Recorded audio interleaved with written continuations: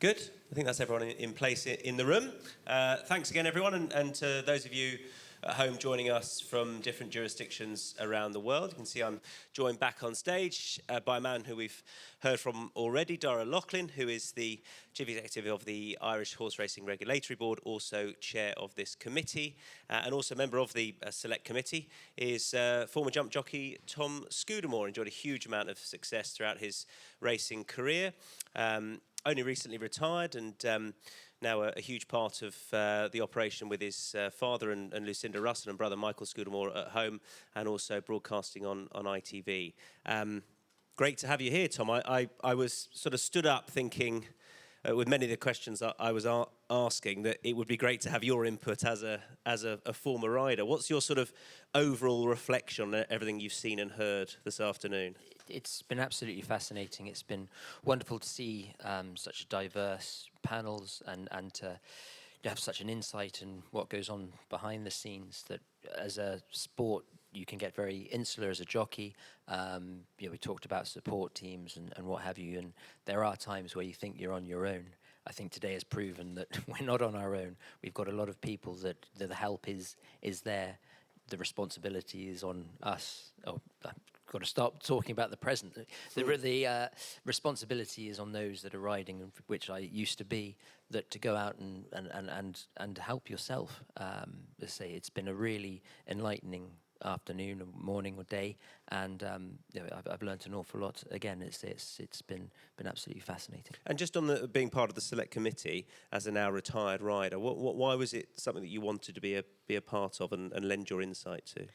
I think I've been very, very fortunate throughout my career to have been surrounded by some very good people, and my father before me and grandfather before that. I do have a wealth of knowledge about racing, and I'm hoping that my input onto the steering group can bridge that little gap, so that the jockeys can understand, and I can give that perspective that maybe slightly wordings here or there. This is what will make jockeys understand it for their own benefit and improve them as a group of individuals. Going to come back to that point, because I think it's something that runs throughout racing, and is always very interesting between the rules makers and those in place trying to aid those riding, and the perception of those individuals by those who are race riding. Darragh, how do you feel today has gone? Are you happy with this in its slightly new format after an unintentional break due to the pandemic? Yes, I think firstly, Tom, that the content today, the material that's been presented to us, has been absolutely superb. As chairman of the committee, like most good chairmen, I had very little to do with the success of the event today, but it's the thinking that has gone into getting the right speakers to present on the right topics, and then having people who are experts in their field who can present material that's at a level where practitioners are learning something. I mean, I'm a healthcare professional. In a former life, I was a pharmacist, so I'm listening to Jennifer and to Jerry, to Dr. Pugh and Dr. Hill this morning, and that material was pitched at a level that I could keep up with, but Tom and I were discussing how it was also pitched at a level that a regulator, an authority, or a rider can also hear the piece in it that's relevant to them. So to the extent that today has been a success, I have been delighted with the success. I've been delighted with the content, but full kudos and full credit has to go to the presenters and to my fellow members on the steering committee who pulled it all together. If we can come to the sort of individual topics we discussed, so starting with concussion, first of all. Do you know how many concussions you had when you were race riding? I believe it was 5. My last concussion was in February of this year, and before that, I think I had 4 before that, although I can't remember too many of them. But and that's, how many years were you riding, Tom? I was riding for 25 years. Did you have more concussions in the last 10 years compared to the first 10? No, I had more concussions. Sorry, the first 10 years I was riding. I used to suffer from delayed concussion. I was only properly knocked out once, which is in 2012 in the in the Scottish Grand National. But other than that, I would suffer from delayed concussion. So my first concussion was quite scary because I remember I was at a country track. I had a fall. This would have been 2003. I came in and I passed the doctor. There were much more rudimentary techniques back then. It was something that Dr. Hill's predecessor, Dr. Turner was very good on bringing in these new protocols. But basically, I came into the weighing room, had a chat with the doctor, and fortunately, I didn't have any rides on later that day. But I was past fit, and I suddenly turned to the valet and basically asked him what day it was, where I was, and that was half an hour after the race. So that was my first introduction to concussion, and I had a few more in the predecessor years after that. But yeah, of the 5 concussions I had, 4 of those were what you call delayed concussions, where you may seem absolutely fine, but you're most certainly not. So there I was thinking that given the enhanced testing procedures for concussion and everything that Jerry and Jennifer were talking about, that would mean that more recently more concussions would be identified, but that wasn't the case. I sort of wonder if, given the focus we're putting on concussions, I would assume that maybe we're identifying more now, Darragh, just because of the testing that's taking place, or maybe racing is a little bit safer now. I don't know that there are more concussions now, but certainly we're much more alert to it. We're much more alert to the risks of concussion. And in years gone by, and I'll let Tom speak to this because he's the expert, but in years gone by, concussion was just something you went and you slept off. Spend a couple of days in a darkened room, and Jerry and Jennifer talked about how, you'd stand somebody down, you'd park them until they had recovered from their concussion and they came back. Whereas now I think it's recognised as an injury, it's recognised as something that has to be taken seriously, it's recognised as something that can have long-term consequences if you don't take it seriously and treat it properly at the outset. So I imagine Tom would have seen a difference between how concussions were treated when he started riding 25 years ago and more recently. Yeah, absolutely. When I first started riding, you had your mandatory set days that if you were knocked out, I think it was 21 days, but it depended on how long you were knocked out for. There were different stages of concussion. Now, you're either concussed or you're not. There's no different types of concussion. So, it's all down to the different individuals now. And there was definitely the stigma before, and it still exists to a certain degree now, that concussion, when you've had concussion, it's something you get through. Whether that be 7 days, 14 days. And when the advice I was given when I first started riding, which was handed over to my father from my grandfather, was what we discussed there. It was drink plenty of water, get lots of sleep, lots of rest. Now, as a professional athlete, you want to be working towards a goal. Now, if I dislocated my shoulder, the first 2 weeks I've dislocated my shoulder, I'd be a nightmare to live with my family because there was nothing I could do to get better. The next 6 weeks of my rehabilitation was fine because I could work back, I could see that goal. And then the last week, whilst I'm waiting for Dr. Hill to say, yes, absolutely, you're good to go, because physically you feel fine. Whereas with concussion, because you're told to go away, look after yourself, not do anything, you didn't feel like you're working towards anything. You weren't treating it as an injury, whereas now it is an injury. Jennifer talked about it earlier, that there have been people that have been stood down, and I've sat with them that think they're absolutely fine. They might have failed a balance test, they might have failed something else, and have been stood down, and they've got to go through the concussion protocol, and they're absolutely fuming that day. I can't believe I'm absolutely fine, not a problem at all. 2 days later, you ring them up just to see if they're okay, and they'll say, yeah, I'm still a bit foggy, I'm not great. They have that acceptance, and then they can work towards going through the protocols of, you can take your test in 7 days, you can take your test in 14 days, but you also know that if you fail that test, it's going to be another. So you have to be honest. You have to be honest with yourself, and you have to be, absolutely correct. Because you speak to somebody 2 days later, and they'll say, when are you going to be back at the weekend? No, I can't. I don't think I'll be able to take the test. So the mechanisms that are in place now have certainly helped. And from a professional point of view, if you're being professional, it's a full circle. It's not just the way you look after yourself, getting up in the morning. You have to dedicate your whole life to it and everything. So when you have the concussions and you're told this is how you can get better, that's a challenge in itself. And that really, the last time I was concussed, that really ignited, it's going to sound really ridiculous, but I enjoyed it much more the last time because, I felt it was being treated and there was something I could do to make myself better and potentially prevent it from happening. So that's the sort of sportsman's insight to it. When you're given, it's not a challenge, but you're given a program or given something that if you do this, you can work towards making yourself better, getting back sooner. But it's not just getting back sooner, it's getting back fit and correct. And that's what everybody is looking for. So, that's been the biggest step in concussion. What I've learned most in the last 6 months is that, now we are all treating it as the injury that it is, rather than a set amount of days just to get through. But there's still that stigma attached to it. But from a jockey's point of view, we are much more educated about it. But the responsibility comes to yourself. You've got to be willing to do that.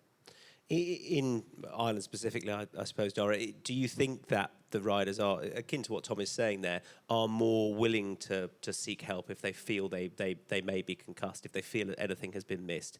Because obviously the threat of losing days race riding is a threat to your income, it's a threat to your standing in the weighing room. Nobody wants to miss rides and miss days because people worry, I guess, about falling out of favour if they're going to be out for a certain amount of time. So there is a risk inherent to it, but do you feel that there is progress being made in your jurisdiction with regards to jockeys coming forward?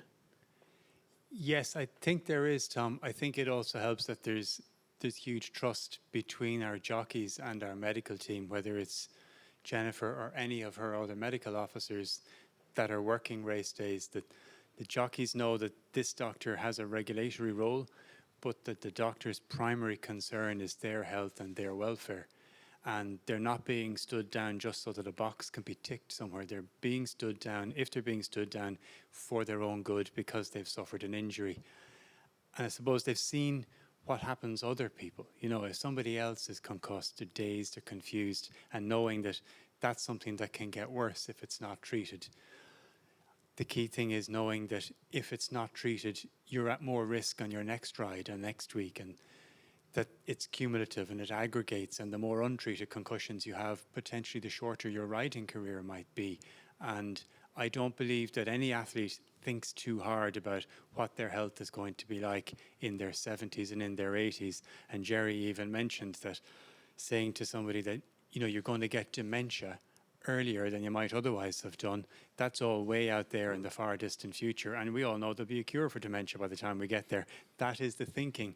Whereas, and Tom has said it to me before, if you say to a rider, this could shorten your career, then they're going to start thinking about, well, maybe I do need to sacrifice 2 weeks now or 3 weeks now for the 2 years or the 3 years at the other end of my career.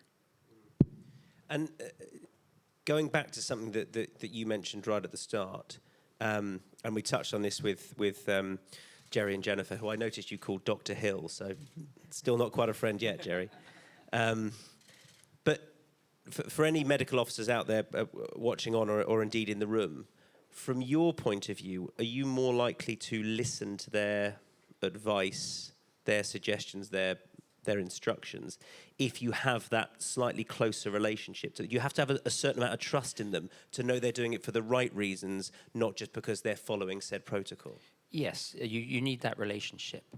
That everybody is different, and I'm sure Jerry will say there's some riders that he has different relationships with others.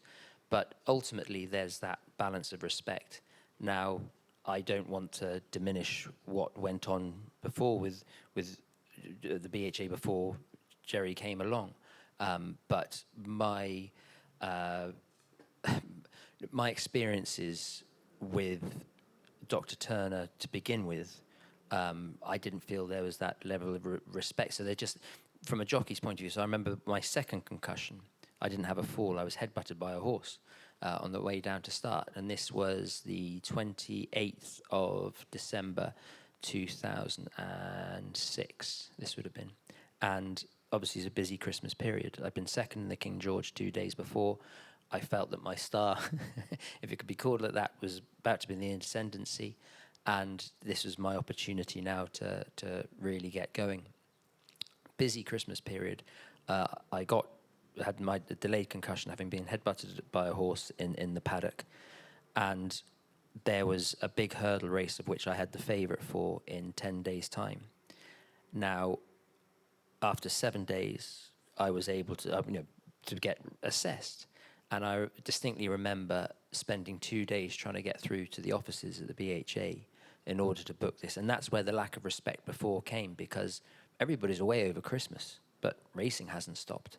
Whereas now, I'm pleased to say that has completely changed, that when you need somebody, they'll pick up. And it's having that respect for your own profession.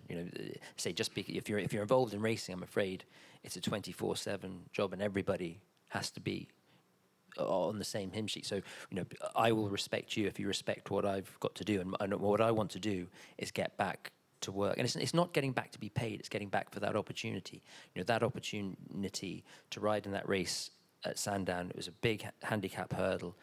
That was my opportunity to really I felt at the time, to make a name for myself. And I got back through the skin of my teeth, because after 2 days trying to kick down doors, it happened, the horse went and won. But that could have been a defining moment of my career that was denied to me because of lack of respect from the other way. I'm pleased to say that my career's gone over many years. That's a long time ago, but that shows also the change. And I do feel that now, if you have that level of respect for each other, that Jerry, you're trying to help me, and I'm trying to help you, how we can make the sport better and safer and all the rest of it. That's where the relationship comes from. We talk about, we don't necessarily want to be friends, or we can't be friends, but we have that level of respect for each other and for each other's profession. And that is ultimately I feel, from a rider medical point of view, it is the most important thing, because if I'm correct, my performances will be at their maximum, and the way I can achieve that is by going through the guidance of somebody I respect, and Jerry always did that for me.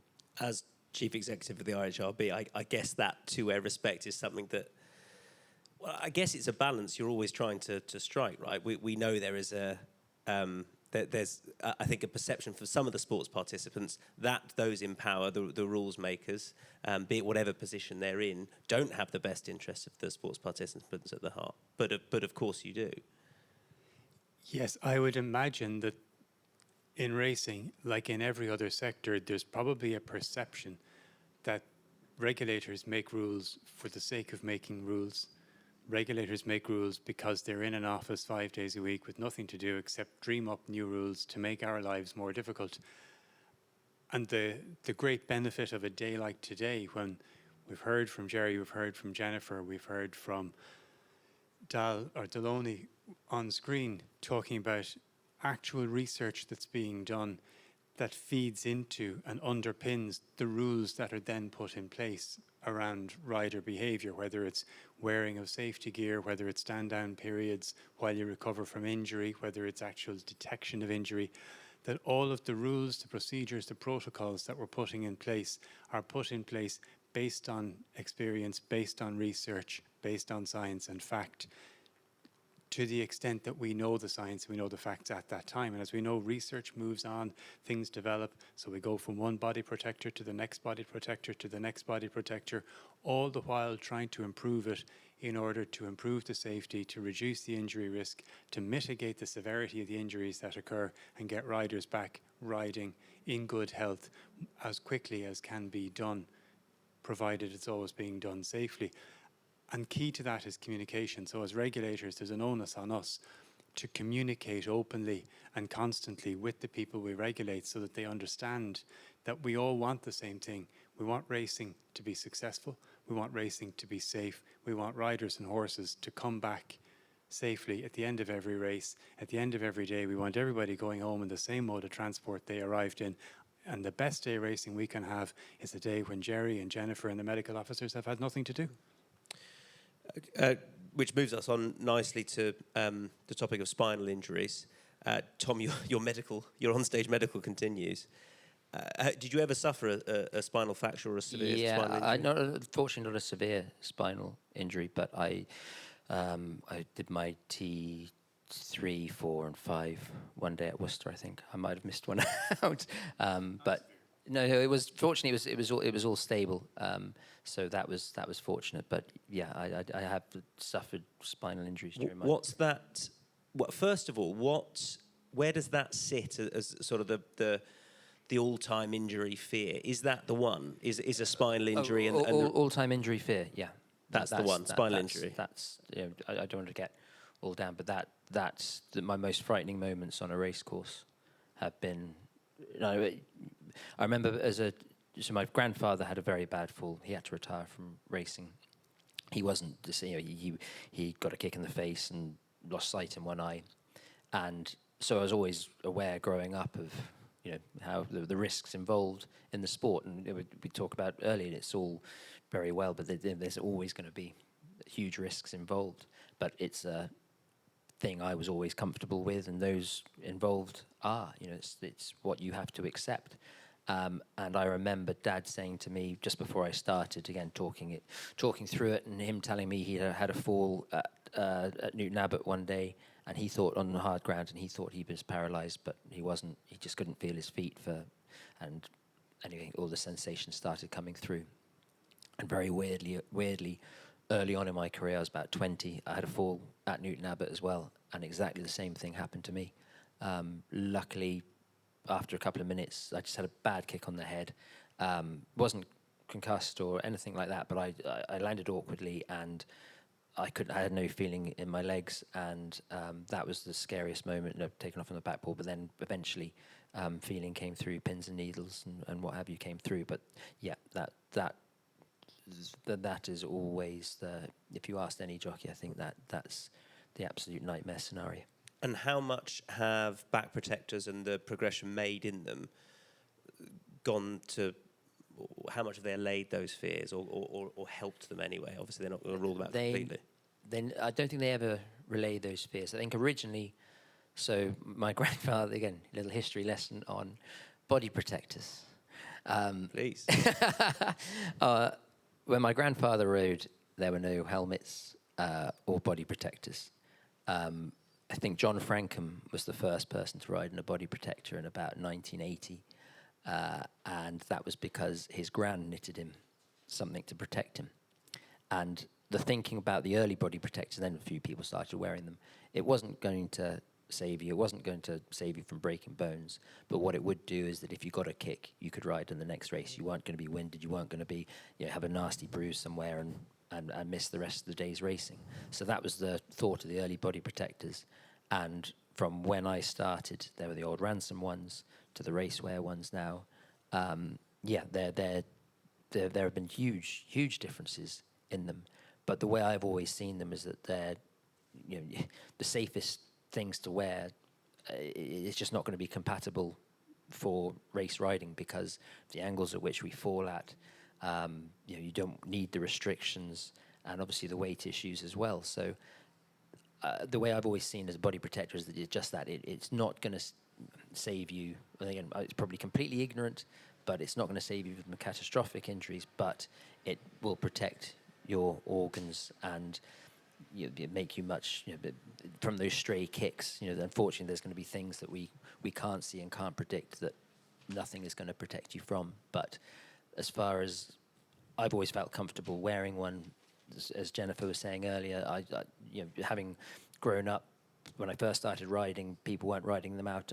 You wouldn't wear one riding out, etc., etc. Now, first thing I do is it's a second nature as putting on a helmet.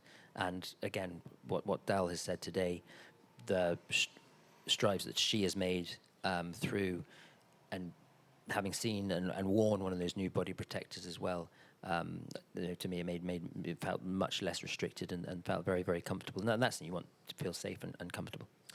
Incidentally, if anybody that's spoken today, if we're covering anything and we've said anything that's not accurate, there will be time at the end to come back and also ask questions from the floor too.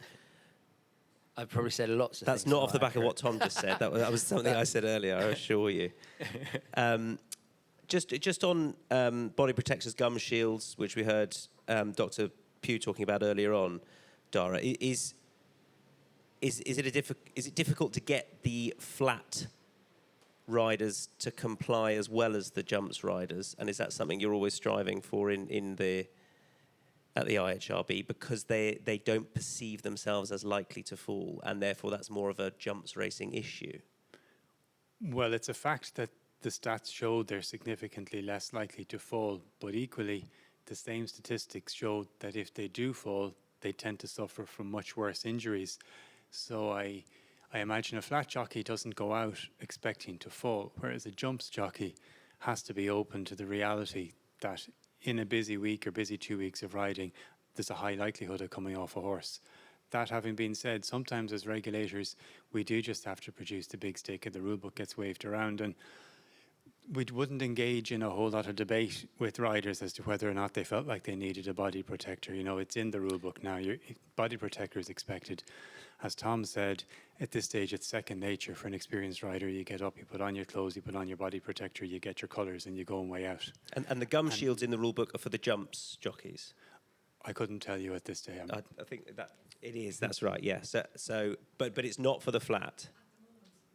At the moment, not for the flat, but could you see, from your point of view, could you see did you wear a gum shield? I wore a gum shield for the last 15 years of my career. Right. But not everybody does in the UK. No, it's not mandatory. But again, I always felt comfortable wearing it. When you first start wearing one, it gets a little bit restrictive with your airways. But then after that, after the first few rides, again, it just became second nature to me. And funnily enough, I didn't wear it because of concussion. I wore it because one of my colleagues had his teeth knocked out, and then it got infected 3 days later. I've got terrible teeth anyway, so I don't really need to worry about that. But what I was worried about was getting some teeth knocked out, getting infected, and missing 2 or 3 days racing over something that I could potentially prevent. So that's what we, all the things we're talking about now, it's not just about what we wear, what we do, it's how we train, how we conduct ourselves. And that, to me, was just another little piece that I didn't want to miss 2 days by a horse headbutting me in the mouth and it's so interesting something silly happening. Hearing you confirm pretty much what everyone has said in the build, every non-rider has said in the build-up to all this, that actually the psychology of the rider is not about what might happen in the future, what might happen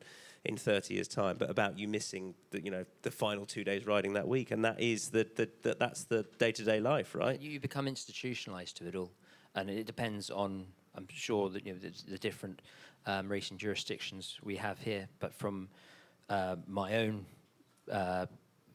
experiences, the entries are done 6 days in advance, and the final declarations are done 48 hours in advance. When I was riding, if you said to me now, what are you doing? What's the next 5 days involved for you? I'd be at Worcester tomorrow, I'll be Market Rasen Saturday, might be Southwell Tuesday and Bangor Wednesday. After that, I don't know. That would be that's it. That's all you really care about. So you're looking past those things is alien. It's just the here and now and what your potential rides are going to be. If you're in a very fortunate position, you might think a little bit further ahead and think that might be a Gold Cup horse, that might be a Champion Hurdle horse, I might have a nice ride in the Grand National. But your ultimate thoughts are just barely a week ahead. You don't think any further than that. You're not thinking about where you're going on your summer holiday, put it like that. No. Okay, moving on to mental health. Darragh, which of the mental health topics that were raised between all the different jurisdictions of the UK, Ireland and Hong Kong resonated with you most in that chat? All of them did, and that's not me being political and trying to avoid saying one was great and the other two were also rans. Even though Karen Lowe explained that hers was very much from a Hong Kong perspective, very much dealt with Chinese culture, it wasn't that far removed from Western culture, from how athletes and jockeys in Ireland and in the UK regard themselves. But what I saw through Karen's presentation and Ciara Losty's was the anxiety that's there. And I think Tom has reflected a little bit of it, that if you're injured or if you're just not selected to ride, it isn't so much that you're not riding. That's a part of it. But somebody else is riding the horse that you might otherwise have ridden. Somebody else now has that opportunity. Somebody else has the opportunity to shine. And jockeys, because as Tom said, they're thinking as far as the next run. You know, they've got their entries, they've got their declarations, they know what's happening for the next almost a week. And every opportunity within that is so important, that the anxiety that can flow from not having those opportunities or feeling like they're going somewhere else, and the loneliness that then can be so pervasive in riding, because there are hours. I mean, Tom just said it a second ago without saying it, that he'd be thinking about his next 4 days, and he could be here, he could be there, he could be there, putting hundreds or if not thousands of kilometers up on the car, going here, going there, going somewhere else on his own, potentially brooding and thinking, I got to do well on this one, I got to do well on that one. I hope my injury doesn't come back to bother me, and so on. And all that time spent alone. So I picked up that loneliness and that anxiety through all of the presentations, whether it was Karen's, whether it was Ciara's, whether it was Duncan's. And I think that for that reason, notwithstanding the fact that they came at it from different perspectives, they brought it together really well, because we went from academic research or pracademic research, because there was a practice element to it, straight through to the anecdotes of, well, when I'm talking to my patients and the riders that I deal with, their experiences mirror what the statistics tell me and what the research tells me the issues are. If you're happy to share, did you ever suffer with either anxiety or depression during your riding career, as far as you're aware? Again, it's a bit like the concussion. I don't know. I was just thinking about the anxiety, and there were times I was definitely anxious, and it's how you know, I was very lucky that Dad and Granddad had been through it. And you talk about that loneliness. At least I had two people I could share it with, and that they understood what I was going through, and they could comprehend it. There were definitely times, you know, if you lost a good ride or you weren't selected on this one, that those times, those anxiety, that I was definitely had those moments. I don't think I got depressed, but there were definitely stages during my career I was extremely anxious, and you just always feel, no matter what you're achieving, how well you're doing, there's somebody chasing you, somebody going to take your job, somebody, if I don't perform today, that becomes that treadmill, is that you're wanting to perform yourself. Obviously you have your own standards, but you also have that feeling of being chased, that if I don't go to Perth to ride this one, then somebody else will ride it, and then they'll get into the positions that I want to be, etc., etc. So I was anxious for a lot longer in my career than I probably gave it credit for. And were you aware of what was raised as toxic masculinity, this idea of, you know, the toughest is the best rider? And has that changed, or did that change in the 25 years you were riding? No. I mean, we're not unique. You know, a lot of the time you think how unique racing is. It's not. It's the same in any other industry. If you want to reach the top, there are sacrifices you have to make. There are ways you have to do things. You know, there are no shortcuts to success. But yeah, there were definitely. It was just fascinating. There were definitely those moments and things that I wish I'd done. I wish I'd spoken to more people about that. When you're in that environment around, you know, I spent the majority of my career next to A.P. McCoy and Richard Johnson, and they were wonderful. They were great people to deal with, to speak to, and everything. But there was that fear. If I had something that, you know, I spent decades with them, sat next to them, and you'd learn so much off them. But would I want to speak to them about what I was feeling, no, because I wouldn't want to expose any weakness, perceived weakness, to them because I'd feel that they'd jump on it. But that's the nature of competitive. You're not. You might have friends around you, very close friends. The people I rode with, the closest friends I've got. But there'd be things that are off limits. I wouldn't tell them. I wouldn't share because ultimately we are not a team. Do you remember when you mentioned AP there, and I can't remember the names of the horses, but the famous ride where he basically could hardly lift his arm, and he'd sort of almost hidden it. It was a John Joe horse who had pink or purple colours. It was Taquin de Soleil. Was it Taquin? Yeah, I think at Cheltenham he'd broken his back just before. Well, there you are. He kept on riding, and it all sort of came out in the wash. And I remember then we sort of praised him. We sort of said, "Wow, this guy is so." But I wonder if it would be different. That was different. That was a different one than with the shoulder. But with the back, he came back and he came back for Cheltenham. Look, he was very, very. But would we perceive that differently now, do you think? Would we say, hang on, that's not sensible, that's not doing best by you, best by other riders in the race, it's not safe? Or do you think we'd still praise that sort of that heroism? No, because there's the line was that he was fit to ride, and then when you get to Cheltenham and things, if you've broken a collarbone, there are levels at which you're willing to go through that.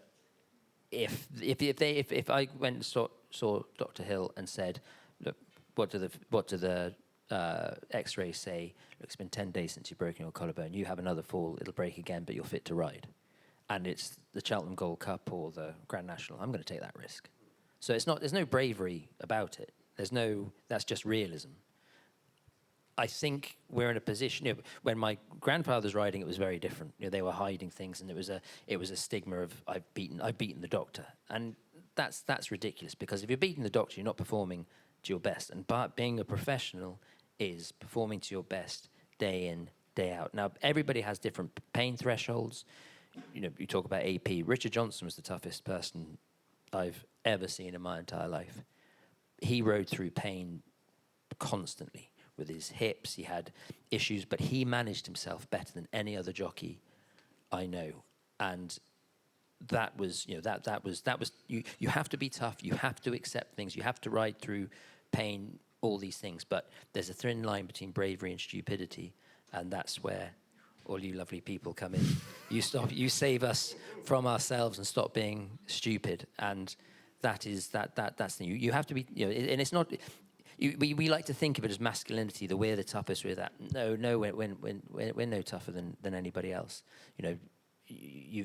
We're tough in the way that if you want to be successful, there's days you don't want to get out of bed, you're sore, it's raining, but you're going to do it. And it's not about the money, it's about being, it's about the opportunity of riding winners, and that's all we ask for. But there comes a limit. If it is, repeating myself, but you ask any of the people I'd respect most, those top jockeys, that they knew exactly the boundaries they could push. You talk about AP. I can't remember him doing anything stupid.